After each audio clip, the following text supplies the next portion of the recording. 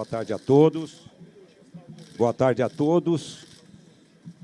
Eu quero agradecer a presença de vocês e anunciar que estou aqui ao lado do engenheiro Carlos Rocha e do jurista Marcelo Bessa, advogado, ambos contratados pelo PL. Muito de vocês deve estar se perguntando por que eu resolvi pedir um relatório sobre o processo eleitoral. Eu queria responder a essa indagação lembrando que foi o próprio Tribunal Superior Eleitoral, lá atrás, que nos deu essa incumbência, abrindo a possibilidade de que o PL e outros partidos pudessem ter acesso ao sistema da Justiça Eleitoral e às instalações do TSE. Quero dizer que nós estamos aqui hoje com uma única intenção: contribuir para o fortalecimento da democracia do nosso país. Nós temos a certeza que estamos fortalecendo a democracia, fortalecemos o Brasil. Eu quero dizer com toda humildade que nós do PL não somos especialistas em segurança de dados. Por isso, fomos atrás de técnicos que fizessem esse trabalho para garantir a transparência do processo eleitoral. Até porque eu, Valdemar, fui eleito com urna eletrônica. As bancadas do PL foram eleitas com urna eletrônica. Então, é natural que se peça um trabalho de fiscalização para que não fique nenhuma dúvida em relação ao nosso sistema eleitoral. Dessa forma, contratamos técnicos e especialistas em segurança de dados para poder discutir tecnicamente com os funcionários do TSE o que é salutar e saudável para a própria democracia. Então, hoje, será apresentado pelo engenheiro Carlos Rocha, que liderou esse estudo técnico e que irá comentar aqui para vocês alguns pontos que merecem ser observados. E eu confesso que fiquei surpreso.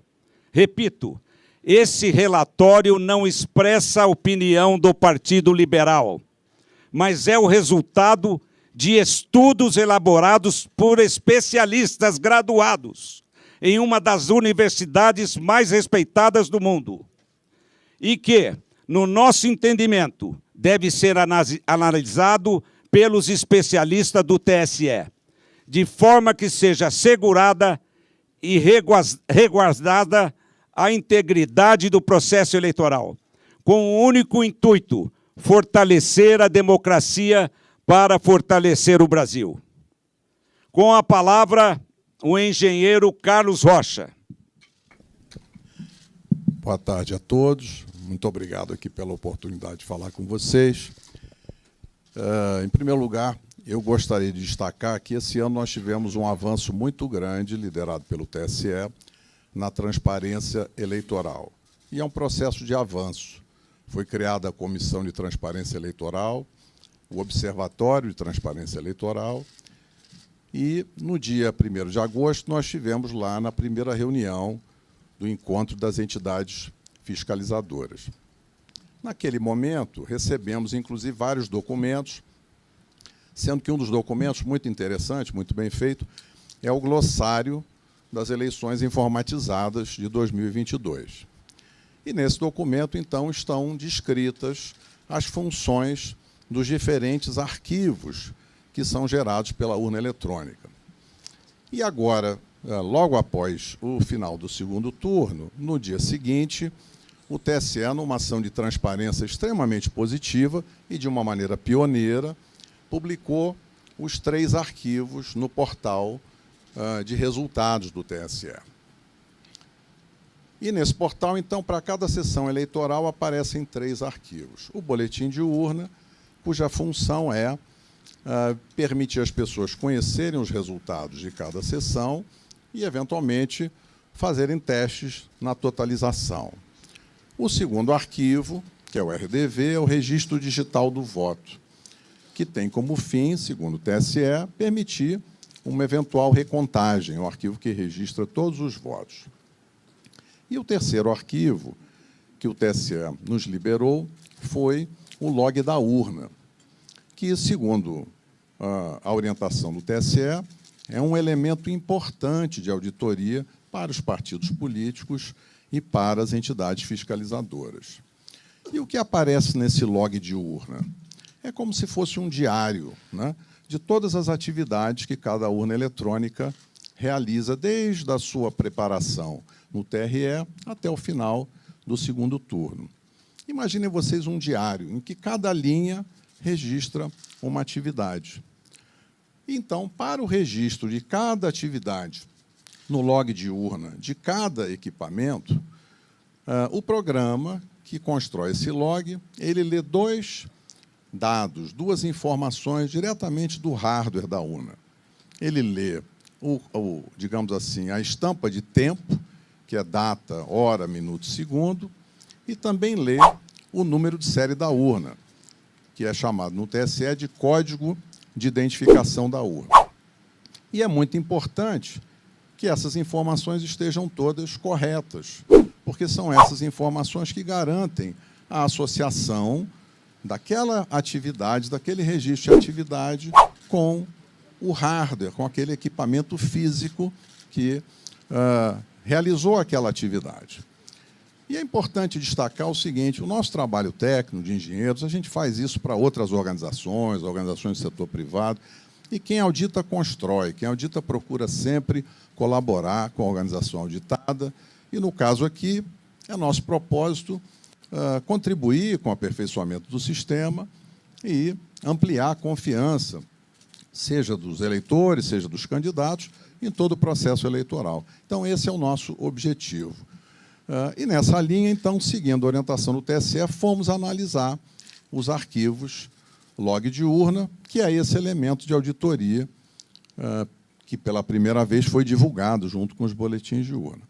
E como é que a gente fez isso? A gente foi buscar uma plataforma inteligente de dados, usamos também plataforma planilhas Excel, mas como as tabelas são muito grandes, foram construídas duas grandes bases de dados, uma com todas as linhas de todos os boletins de urna, para fazer análise de registro de votos, e a outra tabela, uma grande tabela, com todas as linhas de todos os arquivos log de urna, de todas as urnas. São mais de 472 mil urnas. Ao montar essa tabela, aí surgiu uma ocorrência, que foi que nos chamou a atenção. Em alguns milhões, na realidade, em alguns bilhões de linhas, aparece apenas um número, que é um número inválido, ele está fora da faixa de numeração. Os códigos de identificação da urna, que são o número de série, eles vão até um valor de 2 milhões e pouco. E esse número que aparece lá é um número de 67 milhões e uns quebrados. Ora, buscamos diversas formas de encontrar mais informações, mas, infelizmente, ficou constatado nesse trabalho da equipe técnica que há dois comportamentos diferentes. Um comportamento das urnas novas, né, que são as urnas modelo UE 2020, que chegaram recentemente. São pouco menos de 193 mil urnas, está mais ou menos 40,8% de todas as urnas. E, nessas urnas 2020, o arquivo é gerado da forma esperada. Então, em cada linha que registra cada atividade, aparece o código de identificação da urna correto, que permite associar, então, vincular aquela linha de registro de atividade à urna que realizou aquela atividade. Quando nós fomos analisar as urnas antigas, que são as urnas de modelos de UE 2009 até UE 2015, essas urnas têm pouco mais de 279 mil urnas, o que dá 59,2% do total das urnas. Nessas urnas, infelizmente, encontramos esse número inválido na quarta coluna do log. Esse é um indício muito forte de falha, de mau funcionamento da urna, porque é impossível associar o registro de cada atividade ao hardware, ao equipamento físico que teria gerado aquela atividade. Isso, evidentemente, se tornou um problema, porque é muito desagradável ter esse indício de mau funcionamento, porque gera incerteza agora nos dados que são gerados por essas urnas. Por isso é que nós gostaríamos de interagir construtivamente com o TSE e avaliar com eles. Existe lá uma previsão na resolução que abre a fiscalização, que é para se fazer, exatamente quando ocorre um evento extraordinário, se fazer uma verificação extraordinária após o pleito, e é isso que a gente espera fazer na sequência dessa descoberta. Um outro tema para finalizar é que surgiu uma outra ocorrência, que também é uma ocorrência importante, porque descobriu-se que existem urnas que travaram, assim como o nosso celular trava, assim como o computador trava, e quando acontece isso, a gente precisa, muitas vezes, desligar e ligar de novo. E isso aconteceu com urnas eletrônicas. Então, urnas travaram e foram desligadas no meio do período da votação, na chave, possivelmente o mesário fez esse desligamento, e foram religadas para que a urna voltasse a funcionar. Isso não seria um problema se não tivesse ocorrido uma violação do sigilo do ato de votar. Porque o que acontece é que, na hora que a urna trava, e em diversos momentos isso aconteceu durante a votação de um eleitor, quando esse erro ocorre, a urna trava e aí registra no log uma linha de atividade com a mensagem de erro, mas que expõe os dados pessoais de eleitores, de duas formas. Seja no nome completo do eleitor, em algumas ocasiões, em torno de 200 ocorrências, seja expondo o número do título de eleitor daquele eleitor que estava votando no momento em que a urna travou. Ora, esse ponto é um ponto muito sensível, porque o sigilo da votação e o sigilo do ato de votar é um direito constitucional. Então, na hora que a gente identifica uma ocorrência que viola o sigilo do ato de votar, esse é um tema que traz muita preocupação. Então, será muito importante trabalhar com os colegas do Tribunal Superior Eleitoral para averiguar o que poderá ter causado esse tipo de ocorrência. Mas o que na realidade, resulta dessas duas ocorrências, tem outros indícios e, possivelmente, aí o relatório técnico vai ser divulgado, vocês vão ver dados mais detalhados sobre a análise que foi feita. Mas a gente resolveu falar para vocês, nesse tempo curto, dessas duas ocorrências. Então, finalizando, uma ocorrência é em cada linha de registro da atividade de funcionamento da urna. Em todas as urnas, modelos antigos, o código é inválido. Então, é impossível associar aquela atividade com a urna que realizou. Isso, então, é um indício muito forte de que há um problema nos programas. Esse problema pode ter diferentes causas, o relatório entra nesse detalhe. E o outro ponto é essa ocorrência da violação do sigilo do ato de votar. Então, acho que esses são os dois pontos. Eu encerro aqui a minha observação. Quero cumprimentar aqui nosso líder no Senado, o Portinho. Quero cumprimentar também o Atineu, nosso líder na Câmara. Quero cumprimentar o Magno Malta. Nossos deputados estão aqui, vários deputados que vieram aqui, o Gustavo, que veio aqui nos prestigiar, General Girão e muitos deputados, o Luiz Lima. Quero agradecer a presença de todos. E quero passar a palavra agora para o advogado Marcelo Bessa. Boa tarde a todos. Eu vou tentar ser bem breve para explicar as razões jurídicas que levaram o partido... Estão vendo melhor? Vou tentar ser bem breve para explicar as razões jurídicas que levaram o Partido Liberal a ingressar com esse pedido perante o Tribunal Superior Eleitoral.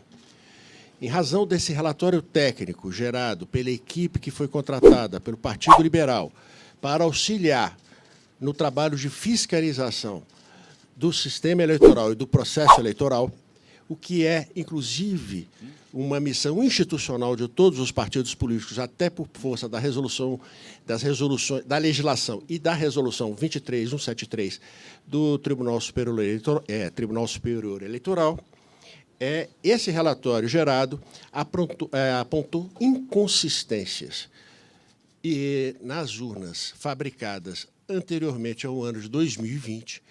Essas inconsistências são recorrentes em todas estas urnas.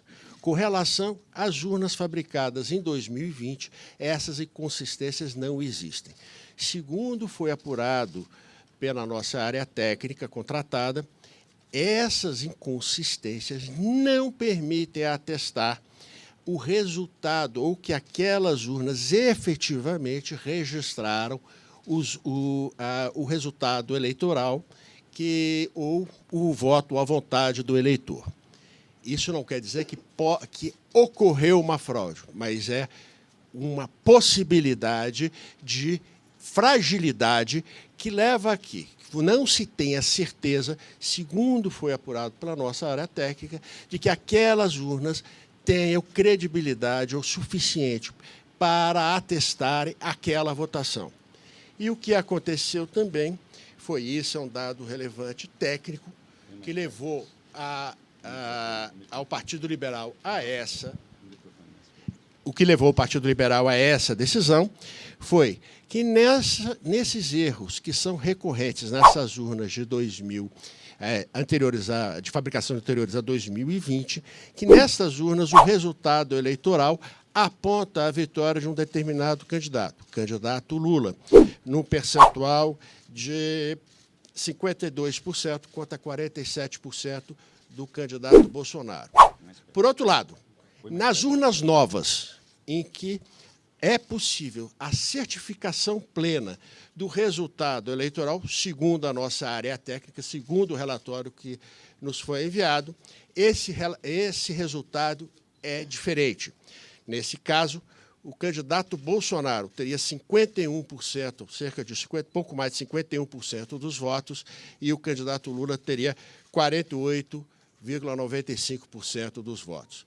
Há, então, dentro de um dado objetivo, uma discrepância de resultados que, então, com base na resolução do próprio Tribunal Superior Eleitoral, fizemos uma representação para que o Tribunal Superior Eleitoral instaure e aprofunde um estudo para verificação da existência desse mau funcionamento e, em verificando que efetivamente houve esse mau funcionamento, que daí aplique as consequências legais que entender necessárias. Então, o que o Partido Liberal fez foi apontar as inconsistências, segundo o que foi apurado pela nossa área técnica, e essas inconsistências, como elas levam a resultados discrepantes, e esta é a função de qualquer partido político no processo de fiscalização, o partido levou a esses fatos ao Tribunal Superior Eleitoral e pediu as providências legais daí decorrentes. Muito bem, Marcelo. Quero agradecer a atenção de todos, e agora o Altineu vai dar entrevista para vocês aí que vocês precisarem. O Altineu Cortez, nosso líder na Câmara. Boa tarde a todos.